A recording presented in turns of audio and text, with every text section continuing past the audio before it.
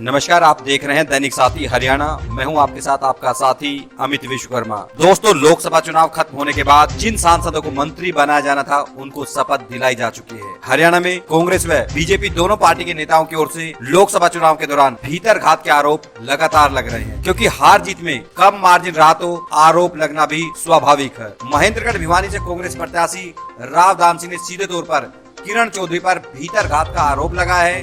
वहीं गुरुग्राम लोकसभा सीट पर भी बीजेपी व कांग्रेस दोनों तरफ से भीतरघात की बातें सामने आ रही हैं। बीजेपी प्रत्याशी राव इंद्रजीत ने जीत का अंतर महज 75,079 रहने पर यहां तक कह दिया कि उनके अपने कार्यकर्ताओं की बदौलत जीत हुई है। ऐसे में आज की खबर में चर्चा करेंगे, क्या गुरुग्राम लोकसभा में बीजेपी के अंदर भीतरघात हुआ और इसका अब विधानसभा चुनाव पर क्या असर पड़ने वाला है। गुरुग्राम लोकसभा में राव के चुनाव से दूरी बनाने वाले करीब 1 दर्जन नेताओं पर आरोप लग रहे हैं। इस बात से इनकार नहीं किया जा सकता है कि जिन नेताओं पर आरोप लग रहे हैं वह चुनाव में या तो दिखे ही नहीं, दिखे तो महज औपचारिकता मात्र के लिए।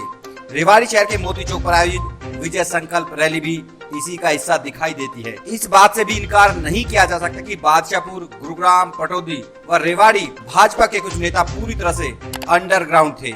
आरोप लगाया गया कि राव को जरूरत नहीं है, इसलिए चुनाव प्रचार में नहीं जा रहे हैं। लेकिन सवाल है कि पार्टी को मां मानने वाले ये नेता आखिर कमल या प्रत्याशी किसकी आकर निकालना चाहते थे। जैसे ही लोकसभा चुनाव खत्म हुए, ये नेता अब गाड़ियों, रिक्शाओं व अन्य माध्यमों से पार्टी प्रचार का दावा कर अपने आप को पार्टी का सबसे बड़ा हितैषी बताने का दावा कर विधानसभा टिकट के लिए ताल ठोक रहे हैं। ऐसे में सवाल है कि यदि ये नेता लोकसभा चुनाव के दौरान इसी शिद्दत के साथ लोगों के बीच जाकर पार्टी का प्रचार करते तो शायद पार्टी के वोट बढ़ने के साथ साथ उनके व्यक्तिगत वोट भी बढ़ सकते थे, लेकिन ऐसा नहीं हो पाया। ऐसे में राव को अपने कार्यकर्ताओं पर भरोसा जायज ठहराया जा सकता है। लोकसभा चुनाव में पार्टी के नेताओं पर भीतरघात करने के आरोप लगे हों, लेकिन बीजेपी के साधारण कार्यकर्ता पार्टी के लिए खूब पसीना बहा रहे थे, उनको भूलना ठीक नहीं है। अब लोकसभा चुनाव हो चुके हैं, मैच 3 महीने के अंदर विधानसभा चुनाव की घोषणा हो जाएगी। ऐसे में टिकट की चाह रखने वाले नेताओं की राह भी आसान नहीं लग रही है। जिस तरह से राव 2019 विधानसभा चुनाव के दौरान कोसली में 2 पूर्व मंत्री के खिलाफ खुलकर सामने आ गए थे, ऐसे में इस विधानसभा चुनाव में बादशाहपुर से लेकर रेवाड़ी व नांगल चौधरी तक राव खुलकर आर पार की लड़ाई लड़ सकते हैं। इस बात को भी विरोधी मानते हैं कि दक्षिण हरियाणा में राव के पास प्रत्येक विधानसभा में उनके अपने खास समर्थकों की फौज है, जो चुनाव का माहौल बदलने का मादा रखते हैं। भाजपा भी इससे भली भांति परिचित है। माजरा में एम्स शिलान्यास के दौरान मोदी द्वारा राव को मित्र बताना भी इसी का हिस्सा था। चुनाव जीतने के बाद राव ने भाजपा व हरियाणा सरकार के खिलाफ खूब हमला किया।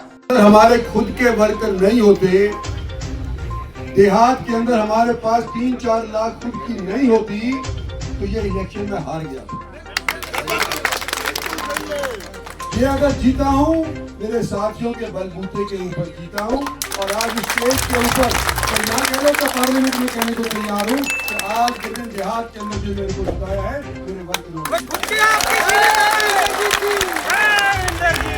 आपने देखा राव किस तरह से आक्रामक दिखाई दे रहे हैं। बावजूद इसके पार्टी की ओर से उन्हें केंद्र में केंद्रीय मंत्री ने सही, राज्य मंत्री स्वतंत्र प्रभार बनाना ही पड़ा।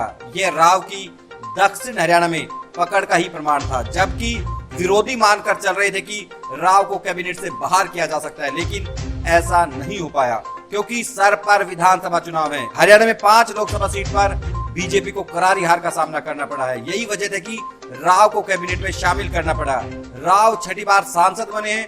हरियाणा में 6ठी बार सांसद बनकर संसद भवन पहुंचने का गौरव भी राव के पास ही। ऐसे में राव इस विधानसभा चुनाव में खुलकर बैटिंग करते हुए दिखाई दे सकते हैं, क्योंकि शायद राव का यह अंतिम चुनाव है। ऐसे में कहीं न कहीं जहाँ एक बेटी आरती राव को स्थापित करने की चुनौती है, वहीं जिस तरह से हरियाणा की राजनीति में उनकी हिस्सेदारी होनी चाहिए थी, जो कद होना चाहिए था, उनको शायद नहीं मिल पाया। वहीं दक्षिण हरियाणा में भी टिकट वितरण में राव की तरजीह को दरकिनार करना बीजेपी के सामने मुश्किल पैदा कर सकता है। वहीं पार्टी के अंदर षड्यंत्रकारियों का चिट्ठा चंडीगढ़ जाने की राह मुश्किल कर सकता है। ऐसे में देखना होगा कि किस तरह से बीजेपी 3 महीने के अंदर जिस तरह से लोकसभा में कांग्रेस की ओर से चुनौती मिल रही है उसको पार पा पाती है। ये भी एक बड़ी चुनौती बीजेपी के सामने रहेगी। नमस्कार।